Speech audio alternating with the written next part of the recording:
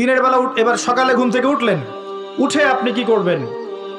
নিজের মন গড়া পদ্ধতিতে উঠে বাথরুমে চলে যাবেন, নাকি একটু দোয়া কালাম পড়বেন? উঠে দোয়া পড়বেন, আলহামদুলিল্লাহিল্লাযী আহইয়ানা বা'দা মা আমাতানা।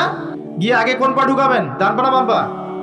আগে বাম পা। বিসমিল্লাহ বলে ঢুকিয়ে আল্লাহুম্মা ইন্নী আউযু বিকা মিনাল খুবসি ওয়াল খাবাইস ইস্তেনজা করেন। যতক্ষণ ইস্তেনজা করছেন আপনি ইবাদতের মধ্যে আছেন ইনশাআল্লাহ। এবার বের হলেন গুফরানাকা বলে, বের ওযু করবেন, প্রথমে বিসমিল্লাহ। ওযু ধীর স্থির ভাবে করবেন। আরো যে বললাম, খুব বেশি পানি ইউজ করার দরকার নাই, পানির স্পিডটা কম রাখবেন, পানি অপচয় করবেন না। দেখেন, ওযু যদি বিশুদ্ধ না হয় নামাজ কি বিশুদ্ধ হবে? ওযুতে যদি আপনি এক বালতি পানি শেষ করেন তাহলে তো হলো না কিছু। ওযুতে পরিমাণ মতো পানি ইউজ করেন, তারপরে ওযু শেষে কালিমা শাহাদা পড়লে আপনার জন্য জান্নাতের দরজাগুলো খুলে যাবে ইনশাআল্লাহ। এবার মেসওয়াক করলেন, ওযু শেষে, ওযুতেও মেসওয়াক করতে পারেন, শেষেও করতে পারেন। এবার আপনি পায়ে হেঁটে হেঁটে নামাজে যাচ্ছেন, নামাজে যাওয়ার সময়